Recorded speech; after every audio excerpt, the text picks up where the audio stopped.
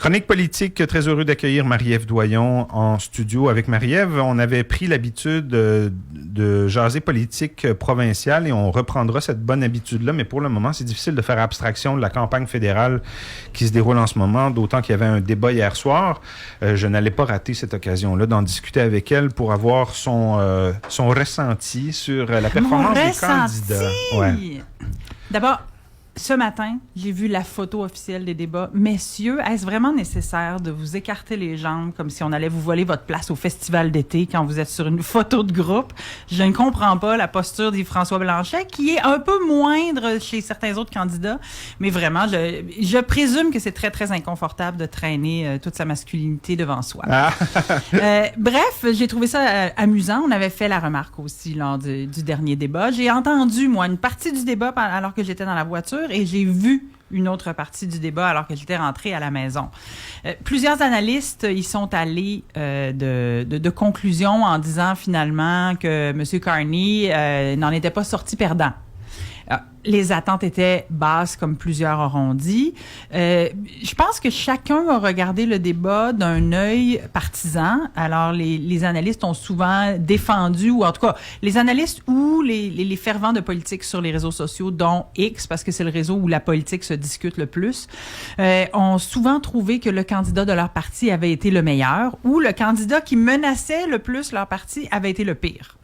Faut faire la distinction entre les deux. Je pense que plusieurs ont dit que c'était soporifique, on s'ennuyait, c'était long. Bon? Il y a des gens qui disent ça? Oui, il y a plein de gens qui ont dit que c'était d'un ennui mortel. Or, je crois qu'on migre de plus en plus vers la politique spectacle. On s'attend à ce que des débats, ce soit des matchs de boxe. On a quand même, avec la Commission nationale des débats, modifié l'heure d'un débat pour accommoder la passion pour une game de hockey. Mm-hmm. Ça me scandalise. Ah oui, c'est vrai? Je suis tu l'as pas outrée. Je suis outrée. Puis là, on va dire tout le mal qu'on pense de la Commission nationale des débats. Nous le dirons. Mais on a un moment fort dans notre démocratie.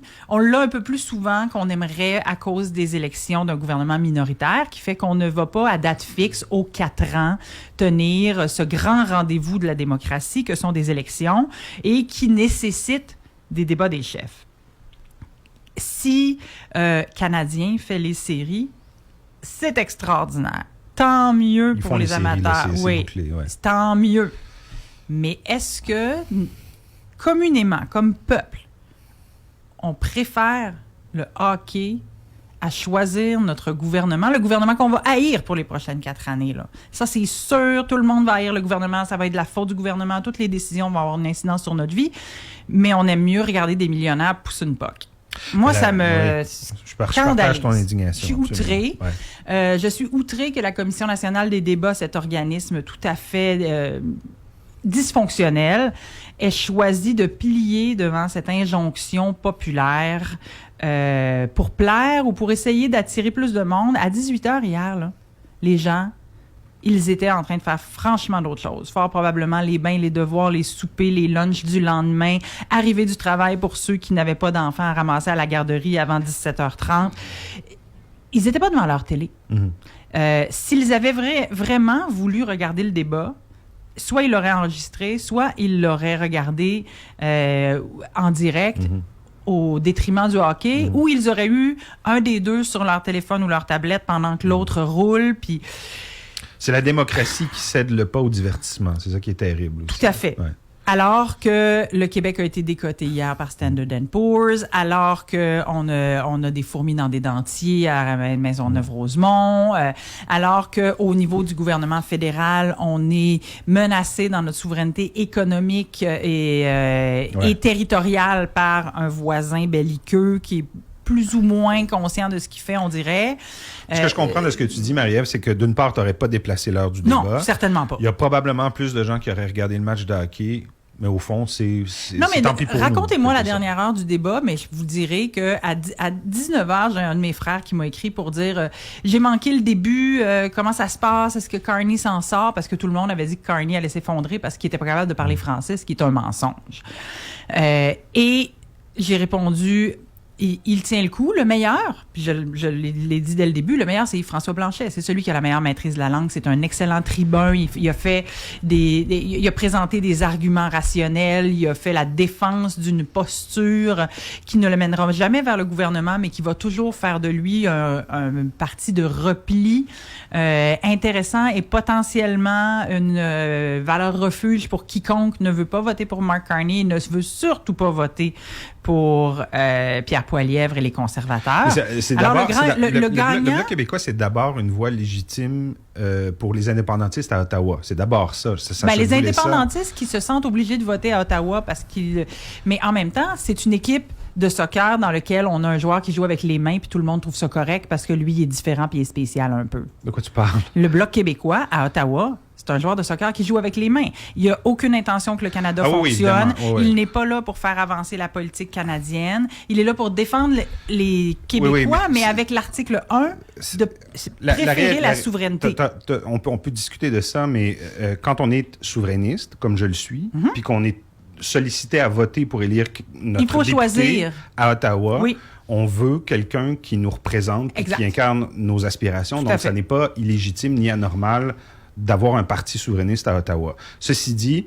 le Bloc est là de manière légitime. Hein? Absolument. Je te le dis en passant, là, mais c'est un accommodement dans un Parlement, parce qu'on le sait, par défaut, le Bloc ne souhaite pas le fonctionnement de la Fédération. Oui, mais en même temps, on ne peut pas dire que depuis 30 ans, 40 ans, ils ont fait dérailler les travaux au Parlement. Là. C'est un parti assez studieux. Mais comment voulons-nous qu'ils le fassent de toute façon? Il a été dans l'opposition officielle, je veux dire. Oui. Il joue le jeu dignement, je trouve. En toute honnêteté, en toute transparence. Et Yves-François Blanchet a gagné ce débat.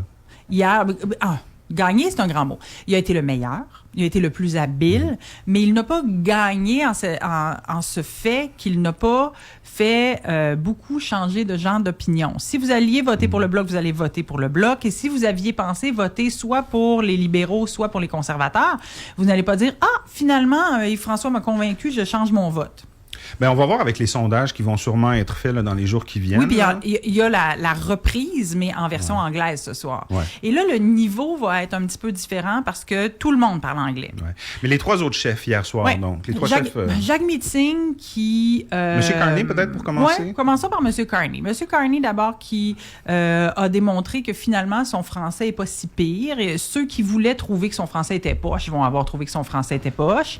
Mais ceux qui nous ont dit que son français était poche ont tellement diminué les attentes. Ils ont joué le jeu de M. Carney. Ils ont tellement diminué les attentes qu'on était satisfait des résultats. Puis ça, en relations publiques, c'en est une des tactiques qu'on prend. Toujours diminuer les attentes, maximiser les résultats. Aux surprises, si on vous donne plus que vous attendiez, vous avez l'impression d'en avoir plus pour votre argent. Donc, M. Carney a fait ça. M. Carney a présenté... des bons arguments à plusieurs égards. Il a présenté un plan de match qui a semblé crédible. Il a donné l'impression d'être premier ministrable. Et c'est ce qu'on aurait souhaité voir davantage de Pierre Poilievre. Et il y a eu de la misère à passer ce gap-là. C'est pour ça que Pierre Poilievre n'a pas atteint ses objectifs dans ce débat. Pierre Poilievre, il est allé de quelques attaques, mais il n'a pas réussi à dire à tout le monde « Regardez, moi aussi, j'ai un plan pour faire face à Donald Trump. Il est même revenu, puis on l'a laissé faire. Puis moi, ça m'a surpris que personne saute dans cette piscine ouverte, là, quand il s'est mis à répéter qu'il y avait plus de criminalité, il y avait plus de pauvreté, il y avait moins d'emplois, il n'y avait pas de logement.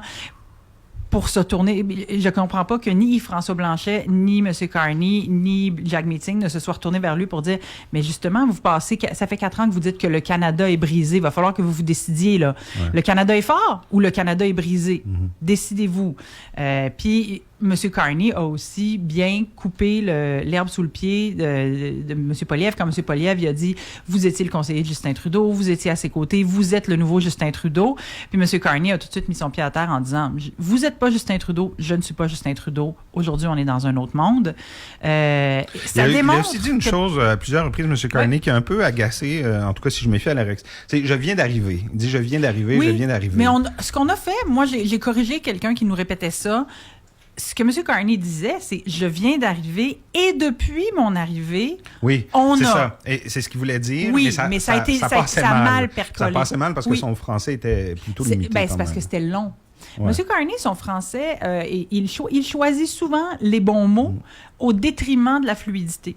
Alors, il va prendre le temps de conjuguer son verbe comme il faut. Il va prendre le temps d'utiliser le juste mot savant au lieu de, parfois, laisser tomber un anglicisme, utiliser un mot en anglais. C'est immensément difficile aussi de participer à un débat dans une langue qui n'est pas notre langue maternelle. Mais il aurait pu, tu sais, entre vous et moi, ça fait plusieurs semaines que je le dis, il aurait avantage à moins, c'est plate là, de dire ça, il aurait avantage à moins soigner son français en choisissant le bon mot au bénéfice de la fluidité. Ouais. Aller plus vite. Des fois, même ici, on dit on va gamer ce soir, la game était bonne. Lui, il va dire la partie de hockey était on voit son cerveau travailler pour chercher. Alors qu'il aurait dit la game était bonne, puis on aurait tout compris, là.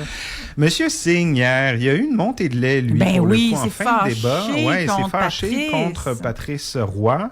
En même temps, on voyait les temps de parole de chacun des politiciens. C'est vrai que M. Singh accusait du retard. Ouais. Il avait annoncé dès le début du débat qu'il voulait parler de santé, même si c'était pas au menu, que pour lui, c'était une petite frustration, d'ailleurs, que ça n'ait pas été ajouté au thème par Radio-Canada.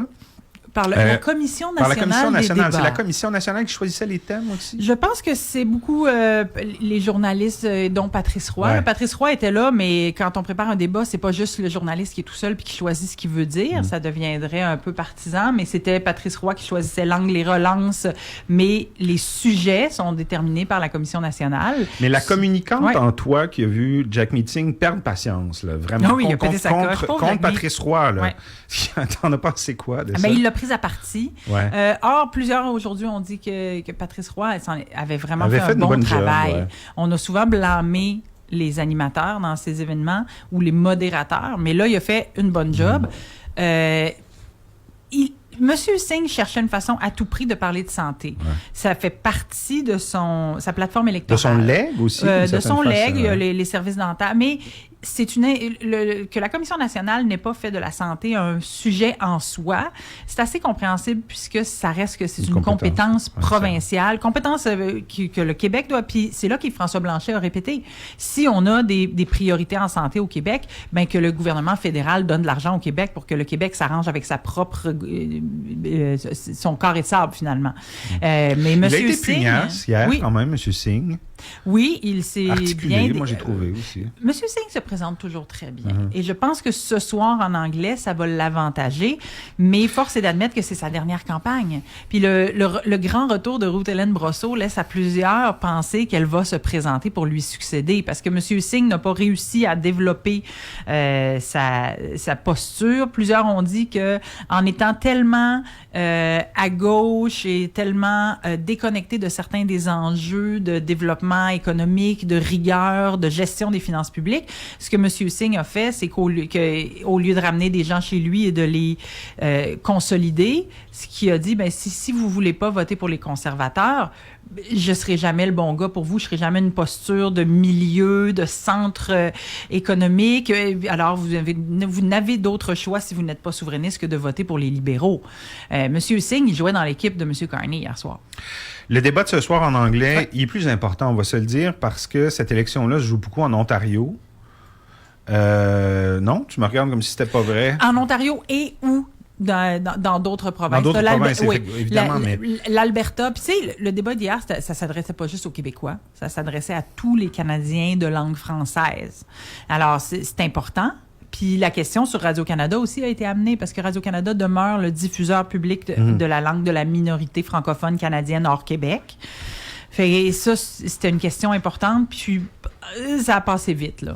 Mais le débat de ce soir, à ton avis, est-ce que les chefs, puis je parle pas de Blanchet évidemment, mais les trois autres chefs l'abordent différemment du débat d'hier soir? Je pense que les trois autres chefs, en tout cas les deux chefs qui ne sont pas Mark Carney, donc ils vont l'aborder avec peut-être un petit peu plus de sérieux à certains égards parce que M. Carney, là, il va devenir redoutable. Il est peut-être pas aussi vite sur ses patins que d'autres, mais sa façon de présenter ses arguments est claire, elle est articulée. Il y a un contenu.